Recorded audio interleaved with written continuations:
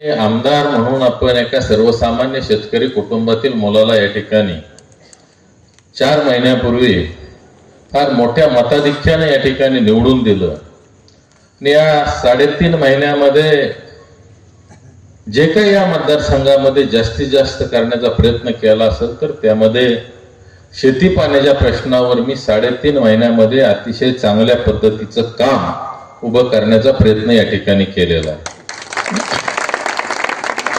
त्यांच्या वडिलांच्या पासून चाललेली हनबरवाडी धनगरवाडी योजना 40 वर्षात त्यांना सुरू करता आली नव्हती। खऱ्या अर्थानं 2014ला इथं युतीचं सरकार आलं आणि त्या माध्यमातून चंद्रकांत दादांच्या माध्यमातून या ठिकाणी खऱ्या अर्थानं या योजनेला निधी आणायला सुरुवात झाली। त्यावेळेला कराड सर्किट हाऊसला मीटिंग लावल्या आणि त्या माध्यमातून या योजनेला गती देण्याचा प्रयत्न केला।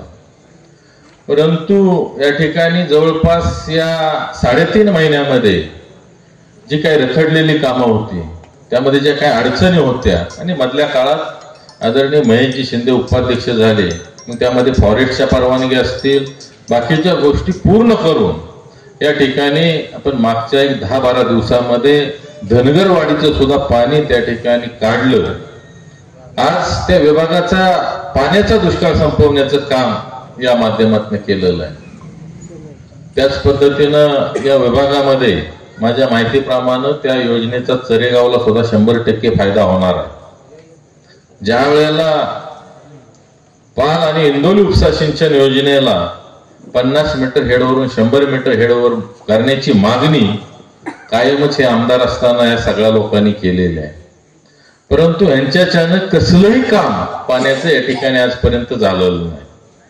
पण ते 3.5 महिन्यामध्ये पाल आणि इंदोली उपसा सिंचन योजनेला 100 मीटर हेडचं पाणी आरक्षण करण्याची या ठिकाणी भी परवानगी आदरणीय जलसंपदा मंत्र्यांच्याकडून घेतलेली आहे।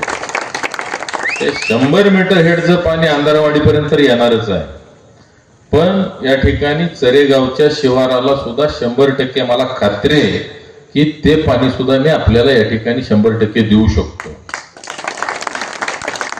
त्याच्या सर्वेची सुरुवात येणाऱ्या 1.5 महिन्यामध्ये 1.5-2 महिन्यात होईल आणि त्यावेळेला खऱ्या अर्थानं एक फार मोठं पुण्य या ठिकाणी मला सुद्धा मिळणार आहे, कारण ही अंधारवाडी असेल शिवाजीनगर ही जी काय गावं आहेत त्यांनी मागच्या 2-3 वर्षापूर्वी या आमदार साहेबांच्याकडे त्यावेळेला गेले होते आणि आमची बाबा स्कीम बंद पडली आणि आमची जर स्कीम बंद पडली तर येणाऱ्या काळामध्ये आमचं जगणं मुश्किल होईल अशा पद्धतीची अर्थ हाक त्यांना दिली।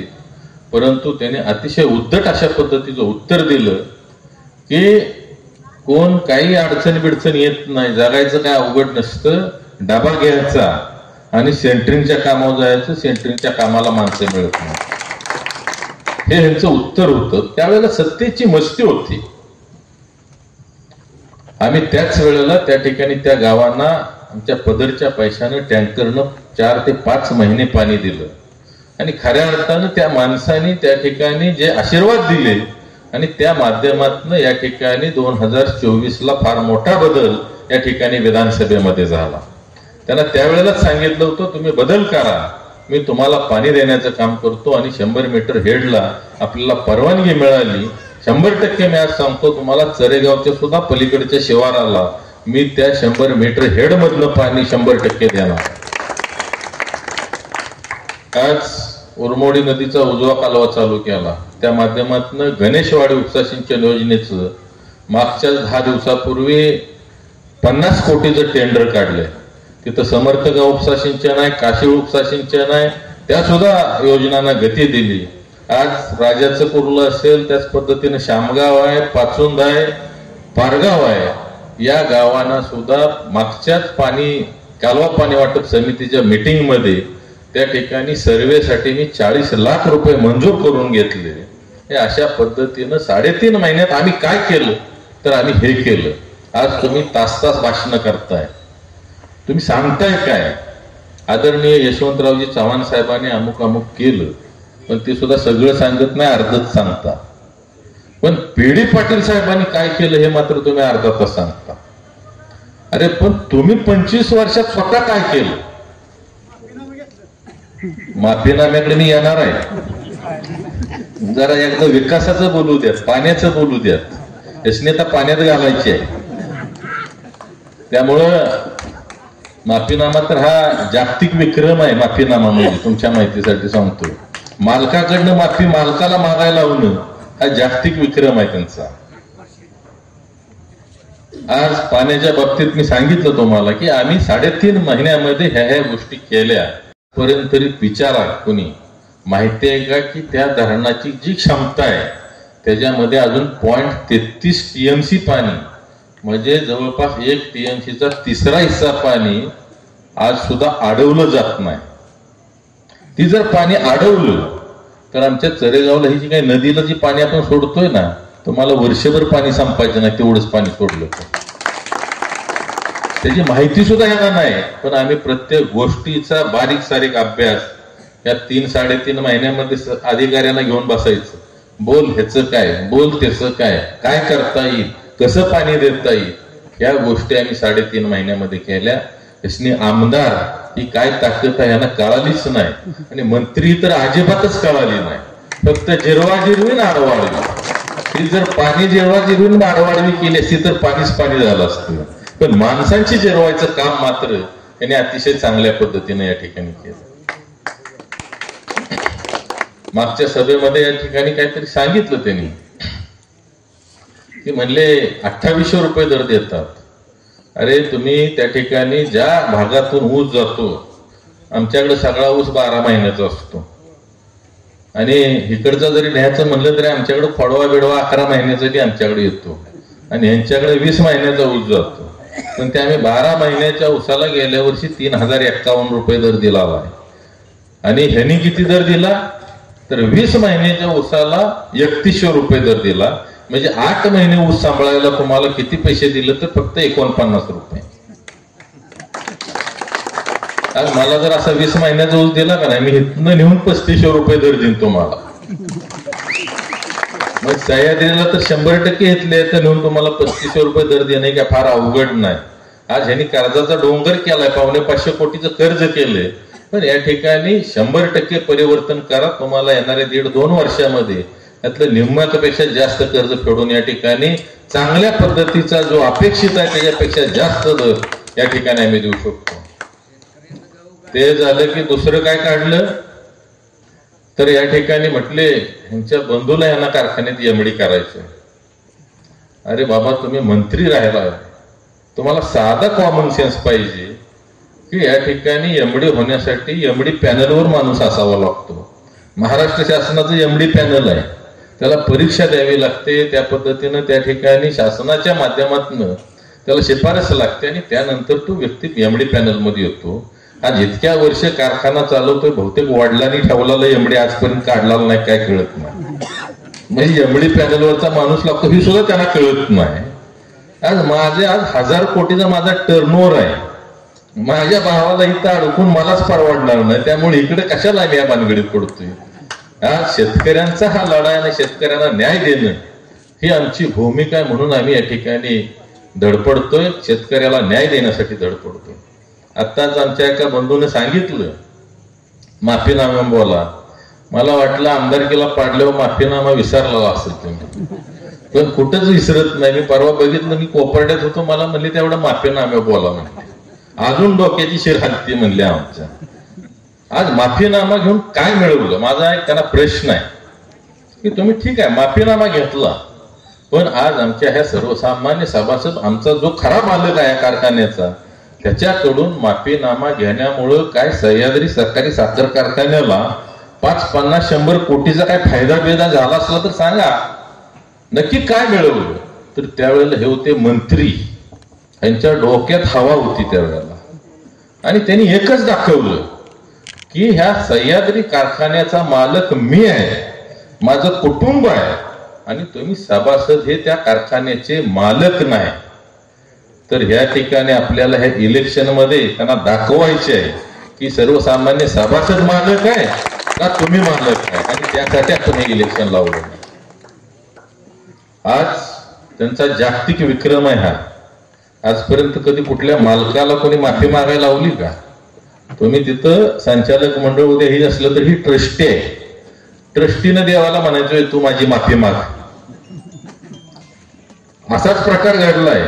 अख्ख्या जगात असा कुठं प्रकार घडला नाही. असला विक्रम या ठिकाणी या चेअरमनने केला. त्यामुळे ह्या वेळेला जसा हिशेब विधानसभेला झाला त्याच्यापेक्षा बेकार हिशेब ह्या वेळेला होणार. लोकांनी ठरवलंय. कारण मी तुम्हाला सांगतो, या ठिकाणी मी ज्या वेळेला पदयात्रेला आलो होतो त्याच्या अगोदर मी या ठिकाणी सांगितलं होतं की ह्या वेळेला मी विधानसभेला तुमच्या सगळ्यांच्या ताकदीच्या जोरावर 40 ते 50 हजारांनी निवडून येणार. मी बापूंना सुद्धा सांगितलं होतं. बापू म्हणले एवढं नाही, आपलं 10-15 आलं तरी भरपूर झालं, एकदा ह्याला घरी गेला बघायचं. पण माझा अंदाज कधी चुकत नाही. मी तुम्हाला सांगतो त्यावेळेचा सुद्धा माझा अंदाज आहे की 5 ते 7 हजारनं आपण यांना डोक्यावर टाकणार आहे. तर ज्या वेळेला सर्वसामान्य मतदार, सर्वसामान्य सभासद एखादी निवडणूक हातामध्ये घेतो त्यावेळेला 100% मी तुम्हाला सांगतो, इथं इंदिरा गांधीला लोकांनी सुट्टी दिली नाही ही तर लय किरकोळ, अति किरकोळ, लय नाही. त्यामुळं 100% येणाऱ्या 6 तारखेला गुलाल आपला, तो पण चांगल्या फरकानं आहे. मी जवळपास आता 100% मतदारसंघ फिरलोय. मला अंडर करंट काय ते लक्षात आलं नाही. सभासद या ठिकाणी मागच्या वेळेला 14ला आम्ही इलेक्शन लावलं, आम्हाला 21 उमेदवार करता करता नाकीनं आलं. आता जसं या गाड्यांचं झालं ना, एक 18 झाला, 18 झालं. पण आम्ही पण 20 वर होतो. माणसानं वाटायचं इलेक्शन लावलं पाहिजे, पण उभारा म्हटलं की आम्ही नको, तुम्ही इलेक्शन लावा, आम्ही मतं देतो. लोकांनी काही कमी मतं दिली नाही. 14ला सुद्धा आपल्याला 10,000 मतं दिली. पण त्यावेळेला एक दहशत होती. आमदारकीच्या माध्यमातून त्यांची कवच कुंडलच आता आपण काढून घेतले. त्यामुळे आता हे योद्धा काही सर्वसामान्य राहिलाय, ह्याच्याकडे काही वेगळी पावर काय राहिलेली नाही. आणि होती पावर तरी पावर कळली नाही, म्हणून वापरायची कशी ती तर अजिबातच कळली नाही. काय वापरले असेल ती फक्त स्वतःच्या कुटुंबापुरती, स्वतःचं घर भरण्यापुरती, ह्याच्या व्यतिरिक्त काय केलं नाही. आज जर आपण बघितलं तर या ठिकाणी मी परवा निमसोडला गेलो होतो. निमसोडमध्ये त्या ठिकाणी शेतकऱ्यांनी सांगितलं की ह्या वेळेला आम्हाला तुम्ही मतदान करायची संधी दिली, ही फार मोठा विषय आहे. प्रत्येक सभासद आहे की कधी नाही कधीतरी स्वतःच्या हातानं काडी लावून अडसाली सुद्धा घालवला आणि आपल्याला ही परिस्थिती बदलायची आहे. आज आपण त्या ठिकाणी खटावमानच्या महारानावर दुष्काळामध्ये 6,000 टनानं कारखाना चालवतो. तुम्हाला इथं 7-7.5 हजारनं सुद्धा नीट चालवायला येणं झाला. ही परिस्थिती आहे. 1,500 टनाची यंत्रणा यंदा सोनेरावनं आणली. कोण कारखान्यात असेल तर तुम्ही विचारा. मग तुम्ही 11,000नं कसा चालवणार आहे? आम्ही आज तिथं दुष्काळात 6,000नं चालवतो, तो इथं 12-13 हजारनं कृष्णा काठावर चालवणं ही फार सोपी गोष्ट आहे. तुमच्या माहितीसाठी सांगतो. आणि आपल्याकडे ती धमक आहे. 100% या ठिकाणी चालवून दाखवू शकतो. आणि आपला जो काय ऊस या ठिकाणी मे महिन्यापर्यंत अडसाली जो चालतो, तो या ठिकाणी फेब्रुवारीच्या आत सगळा अडसाली या ठिकाणी आपण उचलू शकतो आणि खऱ्या अर्थाने शेतकऱ्याला न्याय देऊ शकतो. ही आपली भूमिका आहे. आज शेअरच्या बाबतीतलं जर तुम्ही भूमिका बघितली तर माझ्या माहितीप्रमाणे चरेगावात किमान 150 ते 200 लोक असे असतील की त्यांच्या वारस नोंदी केलेल्या नाहीत. बरोबर ना? कारण सभासद संख्या एवढ्या म्हणल्यावर, आणि तुम्ही तशी वारस नोंदीच्या बाबतीत विचारायला जावा, काय म्हणतील बघा. कारण असणार पहिलं काय तर 3 वर्ष तुमचा सलग ऊस आला पाहिजे. अरे माझा 7-12 सुद्धा नीटनेटका लगेच माझ्या नावावर झाला, 3 वर्ष सलग ऊस कशाला आला पाहिजे? टोळे मिळणार. मी परवा कराड विभागात पलीकडे गेलो होतो, त्यावेळेला म्हणले आमच्याकडं आता इलेक्शनला बाकी काय सांगायला लागत नाही, सभासदाला भेटलं की काय सांगायचं तर 1 ट्रॅक्टर गाडी 3 कोयत एवढंच सांगायचं म्हणजे, आणि त्याच्यावर 2 गावं एवढं सांगितलं की बस होतंय म्हणले, बाकी त्याला काय सांगायला लागत नाही. म्हणजे आज अशी तुमची परिस्थिती आणि कसा सलग ऊस जाणार आहे तुमचा. आणि आज तो आमचा मूलभूत अधिकार आहे, आमचा मूलभूत हक्क आहे की आमच्या वारसानं आम्हाला जो आमच्या वडिलांना 15,000चा शेअर्स घेतला तो आमच्या नावावर ट्रान्सफर झाला पाहिजे. दुसरं कारण काय सांगणार तर म्हणणार त्या बहिणींचं ऑब्जेक्शन येते. अहो आमच्या बहिणी काय तुमच्या सारख्या काय सांगा, प्रत्येक गोष्टीत हिस्सा मागायला. आमच्या बहिणी दिलदार आहेत, ते एका मिनिटात हक्क सोडपत्र करतात आणि 15,000च्या शेअर्सला मन दाखवणार आहेत. हे असलं काहीतरी सांगायचं, कुणाला न पटणाऱ्या गोष्टी. पण आमची त्यावर भूमिका आहे. या ठिकाणी ज्या दिवशी सत्तांतर होईल त्यानंतर 1 महिन्याच्या आत या ठिकाणी जे 8,500 सभासद या ठिकाणी वंचित ठेवलेत, त्यांनी ह्या मतदानाच्या अधिकारापासून वंचित ठेवलेत, त्यांच्या मूलभूत अधिकारापासून वंचित ठेवले. त्या ठिकाणी पक्ष, पार्टी, गट, तट न बघता सरसकट सगळ्यांच्या वारस नोंदी या ठिकाणी 8,500 करून देणार. आज बऱ्याच जणांच्या अशा पद्धतीनं या ठिकाणी तुम्हाला आजपर्यंत कोण विचारायला नव्हतं. तुम्हाला असं वाटलं की मला कधीच कोण विचारा येणार नाही. आता वडील झाले, मी झालो, माझा मुलगा, माझा नातू, माझा परतुंड हीच या कारणोत्तरवर परत राज्य करणार आहेत. अरे पण या ठिकाणी जर तुम्ही नीट वागला असता तर ते सुद्धा झालं असतं. पण आता कारणोत्तर मध्ये इथनं पुढं मी तुम्हाला सांगतो, अब राजा का बेटा कभी राजा नहीं बनेगा, जिसमें काबिलियत है वही राजा बनेगा. आणि कारखान्यात सुद्धा ज्याच्याकडे क्षमता आहे तोच चेअरमन होणार. तुमचा आता पोरगा तुम्ही अजिबात नाही चेअरमन होणार, कसल्याही परिस्थितीत होणार नाही. आणि आमचा सभासद तुम्हाला होऊन देणार. मला सुद्धा राजा नाही व्हायचं, मला सुद्धा तुमच्यासारख्या सर्वसामान्य आज घरातनं मी आलोय. तुम्ही आज मला फार मोठी संधी दिलेली आहे आणि एका सर्वसामान्य कुटुंबातील मुलाला तुम्ही आज आमदार केलंय. आणि आमदारकीची ताकद काय असते ते मी ह्या 5च वर्षात तुम्हाला सगळी दाखवून देईन. आणि जे 25 वर्षात नाही झाले ते मी 2.5 वर्षात 10% दिवसात करून दाखवणार आहे. ते परवा कुठंतरी म्हटले हे अपघातानं आमदार झाले. अरे तुम्हाला हिशेब कळतो का? 44,000 कशाला म्हणते ते? तुमचा टांगा पलटी 44,000 मतानं या कराडोत्तरच्या जनतेने केला आणि तुम्ही म्हणता अपघातानं आमदार झालो. अरे मला सर्वसामान्य जनतेने या ठिकाणी ताकद दिली आणि त्या जनतेच्या मतावर मी आमदार झालो. तुम्ही त्या जनतेचा अपमान करताय. आज तुम्ही ज्या वेळेला निवडून आला, तुम्हाला काय घराणेशाहीवर तुम्ही निवडून आलाय, म्हणजे घराणेशाहीवर निवडून आला की तो आमदार आणि बाकीची आमदार झाली की ती अपघातानं. पण अपघात तुमच्या जीवनात एवढा मोठा झालाय मी निवडून येऊन, लक्षात ठेवा, जिंदगीत घराला कधी सत्ता नाही मिळणार. ही वस्तुस्थिती आहे. अरे तुम्ही कायच केलं नाही, तुमच्याकडे कायच कर्तबगारी नव्हती.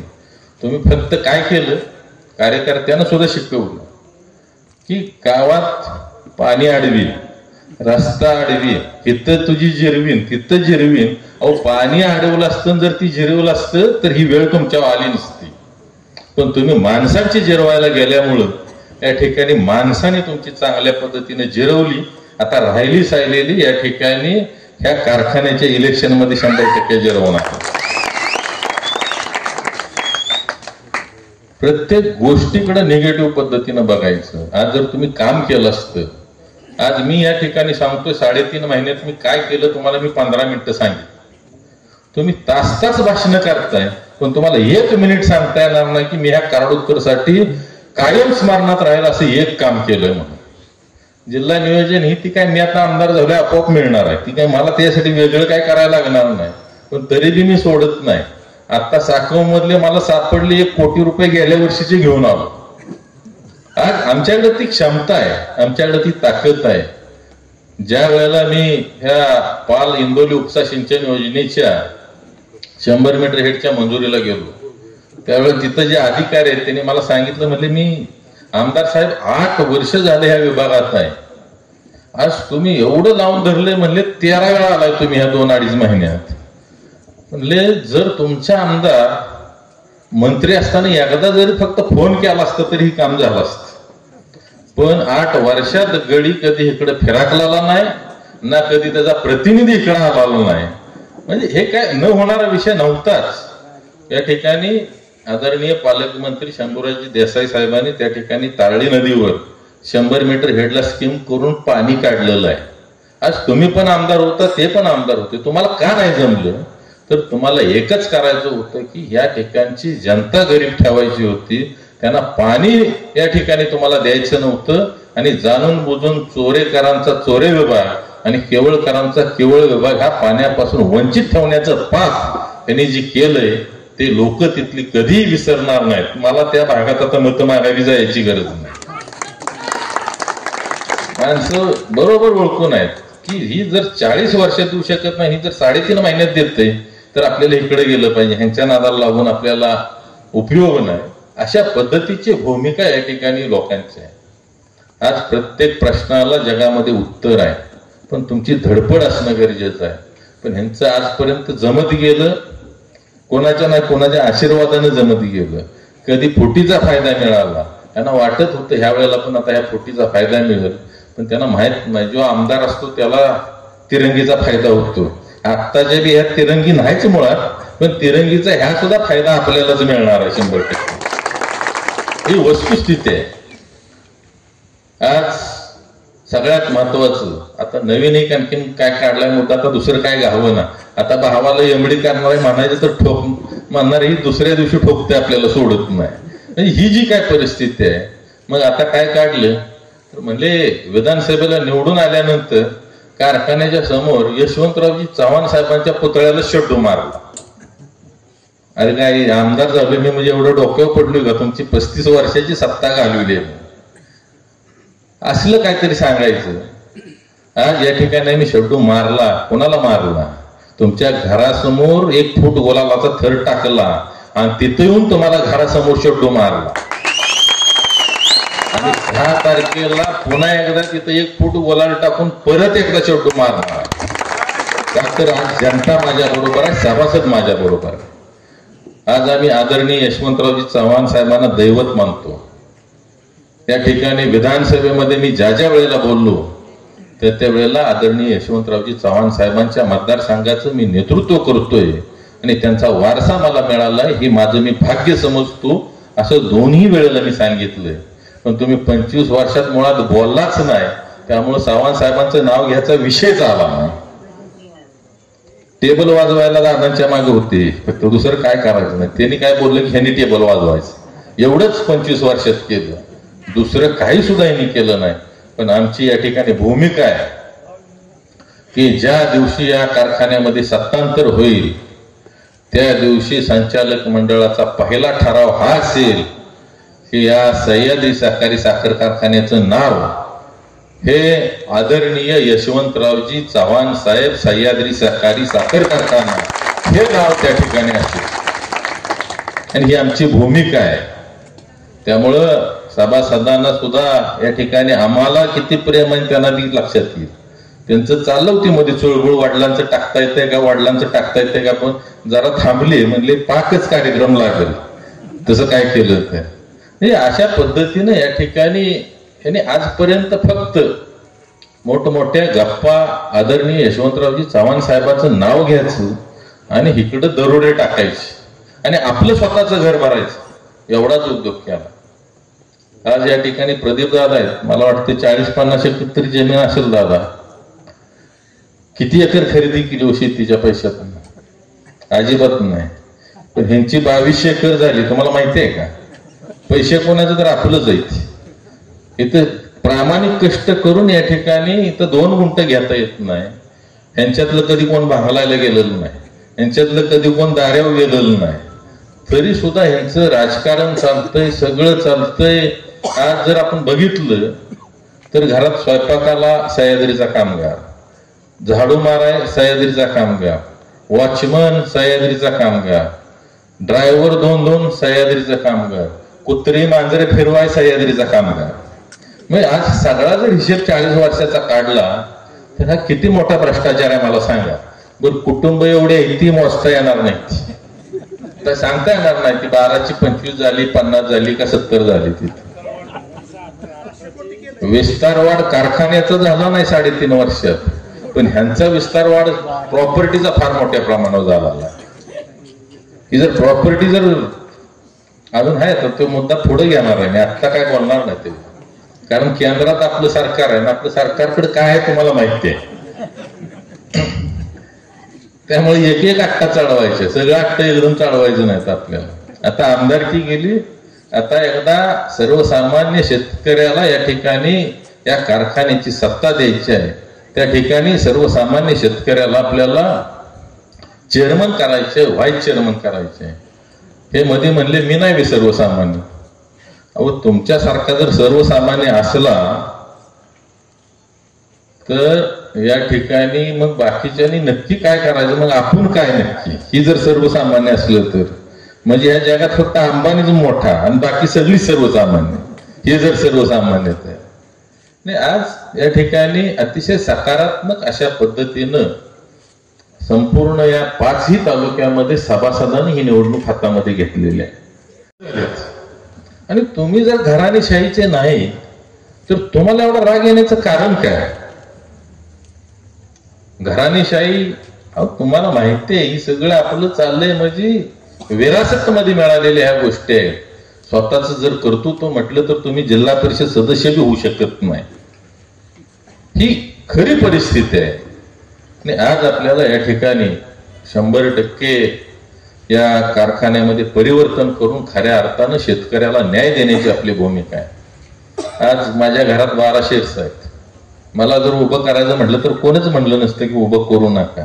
पण आमची भूमिका आहे की आदरणीय यशवंतरावजी चव्हाण साहेबांचे जे विचार आहेत, आचार आहेत, ते या ठिकाणी आपल्याला अंमलात आणायचे आहेत. आणि त्यांनी या ठिकाणी सांगितलंय की गावगाड्यातल्या माणसाला या ठिकाणी सत्ता मिळाली पाहिजे आणि त्यासाठी या ठिकाणी पंचायत राज सिस्टम आणली.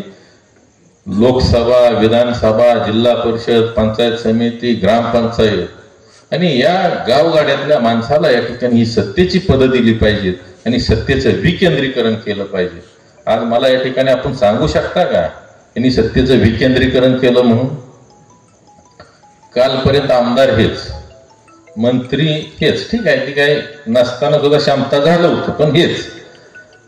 पुन्हा त्या ठिकाणी शिक्षण संस्थेला चेअरमन हेच, कारखान्याला चेअरमन हेच, गृहनिर्माण संस्थेला बी चेअरमन आहेत, ती बी मला परवा कळलं. म्हणजे जिथं राहतोय तिथलं बी सोडायचं नाही. सोसायटीला चेअरमन, विकास सेवा सोसायटीला पण चेअरमन हेच, पाणी पुरवठा संस्थेला पण चेअरमन हे. मग राहिली सायली जी काय आहे त्यांची घरातली बाकीचे आहेतच. म्हणजे जर काय एखाद्या वेळेला ह्या वेळेला जर 24ला जर बदल झाला नसता तर लोकांनी कारण उत्तरचे असं वाटलं असतं की एवढं ही यशवंत विचार सांगतोय, म्हणजे बहुतेक यशवंत विचार म्हणजे सगळ्या सत्ता स्वतःकडे ठेवणे हेच यशवंत विचार असं झालं असतं. शेतकऱ्याला या कारखान्याचा मालक बनवायची ही आपली भूमिका आहे आणि त्याचं नेतृत्व आणि पालकत्व आम्ही या ठिकाणी घेतलेलं आणि 100% यावेळेला सभासदांच्या ताकदीच्या जोरावर आपण हा बदल घडवून आणणार आहे. आणि मला आपल्याला पुन्हा एकदा एकच सांगायचं, ही जी काही मांड नदीचं 33.33 पाणी आहे ना, मी तुम्हाला ह्याच वर्षी अडवून दाखवतो. त्यांना 25 वर्षात नाही ना जमलं, ते आपण ह्या वर्षात करायचे आणि करून दाखवणार. आणि पाण्याच्या बाबतीत मी तुम्हाला सांगतो, मी कोणाला बी अंगावर घ्यायला काही मी करत नाही. मला सुद्धा लोकांनी मत दिलेली आहेत. आज त्या लोकांच्यासाठी योगदान देणं माझं काम आहे. मला हे विरासत मध्ये मिळालं नाही, त्यासाठी लय काय मी भोगलेलं आहे, पण त्याचा हिशेब एक एक करून सगळा घेणार आहे, अजिबात सोडणार नाही. ही आपली भूमिका आहे. आज मला सांगा तुम्ही, कृष्णा सहकारी साखर कारखाना यांच्यात सहीनं 250 कोटी रुपयात एका वर्षात एक्सपान्शन झालं, 13,000 चालतोय. आज तुम्ही या ठिकाणी 418 कोटी रुपये दिलेत आणि कितीनं चालणार आहे म्हणताय? 11,000 चालणार आहे. आज 3.5 वर्ष झालं कारखाना चाललाय, आज सुद्धा ती काम झालं नाही. परवा गडबडीत बॉयलर पेटवला, ESPचा स्फोट झाला, मागच्या वेळेला वादळ आलं, वादळात आमदारकी उडाली. आता ह्या वेळेला या स्फोटात कारखाना जातोय, 100% जातो. तुम्हाला ही वस्तुस्थिती आहे. आज 418 कोटी रुपये म्हणजे झालं काय? मी तुम्हाला सांगतो, आज खटावमान साखर कारखाना आम्ही काढला. म्हणजे अशा पद्धतीनं या ठिकाणी अतिशय बेजबाबदार अशा पद्धतीनं या ठिकाणी यांनी कारखाना चालवला आणि एक अतिशय चांगला कारखाना आज कर्जाच्या खाईमध्ये घातला. काल तुम्ही ऐकलं असेल आदरणीय पृथ्वीराजजी चव्हाण साहेब काय म्हटले, कारखाना अडचणीत आहे आणि माझा कुणाला पाठिंबा नाही, पण जो योग्य पद्धतीने चालवल त्याच्या हातात देण्याचं काम या ठिकाणी सभासद करणार आहेत, अशा पद्धतीनं त्यांनी सांगितलं. म्हणजे अडचणीत आहे म्हणजे तुम्हीच अडचणीत आणला. आज ते काय म्हणतात, कारखाना आपल्याला वाचवला पाहिजे. अरे वाचवला पाहिजे, पण गिळला कोणी? आज मला सांगा ना, अडचणीत कोणी आणला? आज तुमच्या अतिशय चुकीच्या नियोजनामुळं या ठिकाणी हा कारखाना अडचणीत आला. त्याच्यावर 550 कोटीचं कर्ज झालं. आज ही जी काय परिस्थिती आहे ही आली निव्वळ तुमच्यामुळं. 2 वर्षाचं मॉरिटोरियम असतंय ते आज परत एकदा घ्यावं लागलं तुम्हाला. 3 वर्ष झालं, आज 3.5 वर्ष झालं तुम्ही काम करताय, त्याचं व्याज भरताय. हा जर सगळा हिशेब केला ना तर फार लांब जाणार आहे. पण आपल्याला लय हिशेब दाखवून उगीच शेतकरी परत म्हणतेली की आता ही झाड बुडतंय वाटतं, पण आपल्याला अजिबात बुडून द्यायचं नाही. लक्षात ठेवा, आपल्यामध्ये धमक आहे. लागलं तर 5, 50, 100 कोटी घालायची तयारी, तेवढी ताकद आपल्याकडे आहे. त्यामुळं या ठिकाणी आपल्याला आपलं चिन्ह या ठिकाणी छत्री आहे आणि 10 मतपत्रिका आहेत वेगवेगळ्या कलरच्या. कामगारांच्या तशाच पद्धतीने ऊस विकास मधनं काय पैसे 10 रुपये टनाला ती 40 वर्ष घेत होते. कुणाला बियाणं नवीन संशोधनाचं बियाणं कमी दरात दिलं का? भाग विकास मधनं 10 रुपये करत होते टनाला, कोट्यावधी रुपये कारखान्याला गोळवावत होते. कुणाला दिलं का? काय पैसे कुठे गेले? आणि तसं इरिगेशनच्या संदर्भात आपल्या तारळीला आणि मांडला दोन्ही बाजूने कॅनल मंजूर झाले होते. सर्वे सुद्धा झाला होता. बिन पैशाचं पाणी मिळणार होतं, ते सुद्धा पाणी कॅन्सल करून कर्जात राजकारण आपल्याला सुलभ व्हावं अशा दृष्टीने कर्जाचा इरिगेशनचा निर्णय घेतला आणि कॅनल कॅन्सल करून आज इरिगेशनचे तिकडे वाटचाल चालल्या. त्यांचा जो वाजवीन त्याला पाणीपट्टी 50,000 असली तर 5,000 पाणीपट्टी 45,000 त्याला परत द्यायचं. मागल्या महिन्यात सुद्धा एका शेतकऱ्याचं अगदी त्याला विचारलं, म्हटलं ते म्हणले बघूया कमी करू तुला, पण अमक्या वेळेला भेट. त्यांना भेटलं, त्याची काय पार्टी फंडाला इलेक्शनसाठी पैसे काढले जात होते. जर 50,000 पाणीपट्टी असली त्यांना आम्हाला इलेक्शन लागलं तेव्हा पैसे काहीतरी उचलून द्यायचे, त्याला निम्मे माफ करायचे आणि निम्यातलं 25% ह्यांनी इरिगेशनला घ्यायचे आणि 25% त्याला सूट द्यायचे. ते म्हटलं समजा लाख रुपये असलं 25,000 माफ झालं, 25,000 तिकडे भरलं, 50 दिलं तर परवडते, 25 तरी वाचले का नाही? अशा पद्धतीने आता इरिगेशनच्या बाबतीत सुद्धा उमरेचं इरिगेशन बंद पडायला कारणीभूत ते चरेगाव, खालकरवाडी, शेतळ, आपलं आंदरवाडी, मांगवाडी, कळंत्रवाडी या 6-7 गावाचं इरिगेशन असताना निवळ या धोरणामुळे बंद पडले आणि तशीच वाटचाल आता आपल्या चरेगावच्या इरिगेशनची चालली आहे. कर्जबाजारी होतं, कर्ज फेडून घेतली. 21 एकराचा बॉन्ड होता. 21 एकराचा बॉन्ड असताना 1700 एकर राहिलं. 1700 एकर भिजत असताना त्यावेळेला 1 महिन्या 6 महिन्यात पाणी येत होतं, पण नवीन बागायचं असल्यामुळे महिन्या 6 महिन्यात पिकं वाळत होती. आता माझ्या माहितीप्रमाणे वर्षात 4, 5, 6 फूट पाणी मिळते.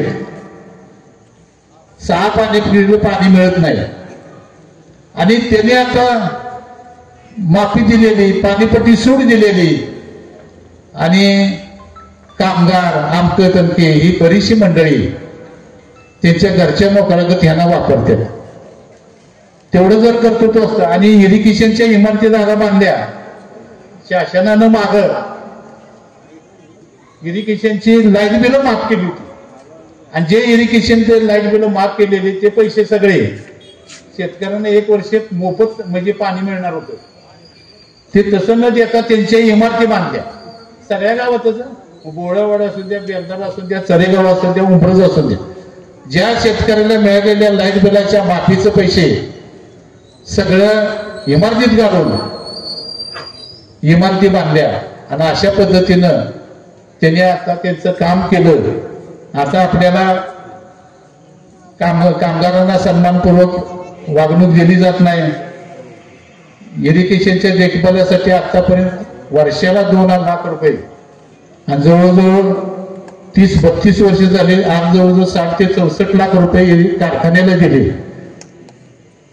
आणि त्याच्यातनं काय केलंय, आज जर विचार केला तर दर बुधवारी इरिगेशनच्या सचिवची मिटिंग तिथं असते. इरिगेशन चरेगावचे जनरल मिटिंगला ते येणार, काय संबंध त्याचा? जनरल मिटिंग सभासदाच्या वर्षभर काय काम केले त्याच्याबद्दल त्याला प्रश्न विचारायचे असले, त्याचा आवाज दाबायसाठी जाणून ह्या जनरल मिटिंगला हजर राहून सभासदांना बोलून सुद्धा जात नाही. अगदी इथल्या सरपंचाला सुद्धा बरं का, सरपंचाला सुद्धा बोलून दिलं नाही, सरपंचाला सुद्धा बोलून दिलं नाही. आणि या पद्धतीनं ही जी वागणूक दिली जाते त्या अनेक प्रकारने ह्याला कारणीभूत निव्वळ कारखाना कारणीभूत आहे.